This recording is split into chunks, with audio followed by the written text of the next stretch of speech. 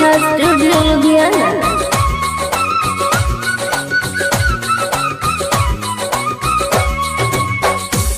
रह गौआ में चाहे कोनो टाउन में, रह गौआ में चाहे कोनो टाउन में, सगरे हलफा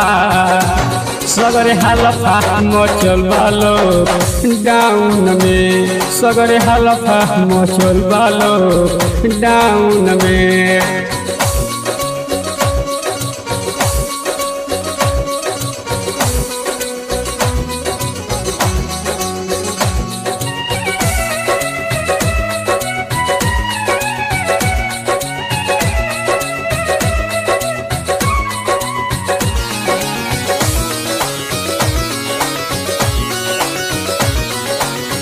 कहर बा कोरोना के छोड़ल नहीं खे कोना के, हो गई चिड़ैया माटी रहली जवन सोना के।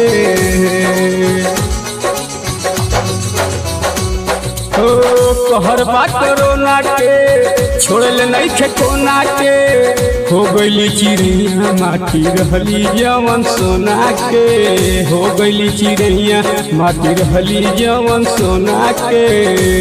रह स्कूल में चाहे बगे ग्राउंड में, सगरे हलफा मचल बालो डाउन में, सगरे हलफा मचल बालो डाउन में।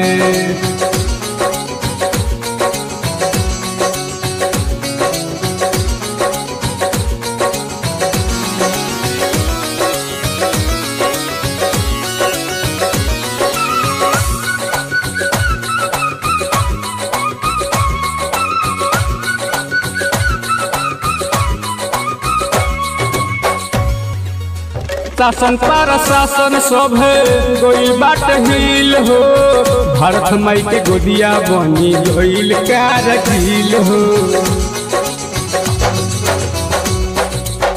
शासन पर शासन सब गोइल बाट हिल हो, भारत माई के गोदिया बनी गोइल कारगिल हो, भारत माई के गोदिया बनी गोइल कारगिल हो।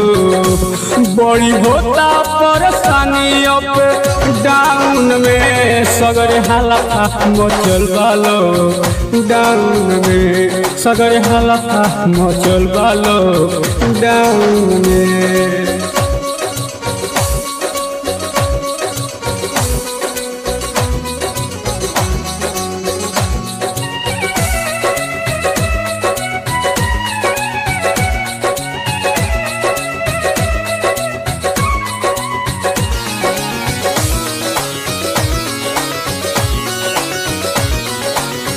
चाइना से चल के आई टच के बीमारी, अभिले न भइल मेडिसिन तैयारी।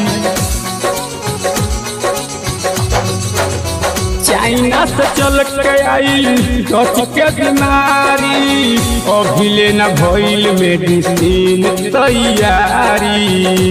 मास्क लागल बाटे सबके माउथ में, मास्क लागल बाटे सबके माउथ में, सगरे हलफा मचल बालो डाउन में, सगरे हलफा मचल बालो डाउन में।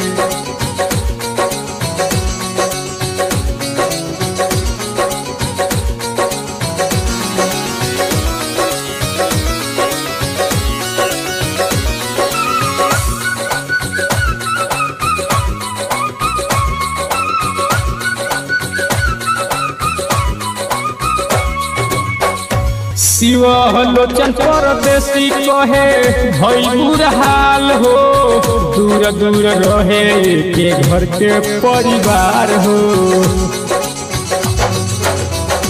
शिवा लोचन परदेसी कहे भई बुरा हाल हो, दूर दूर रहे एक घर के परिवार हो, दूर दूर रहे एक घर के परिवार हो। महेश बाटे लगले खाना भर के पाहुच में, सगरे हलफा मचल बालो डाउन में सगरे हलफा मचल बालो डाउन में रह गौआ में चाहे कोनो टाउन में रह गौआ में चाहे कोनो टाउन में सगरे हलफा मचल बालो डाउन में सगरे हलफा मचल बालो डाउन में सगरे हलफा मचल बालो डाउन में।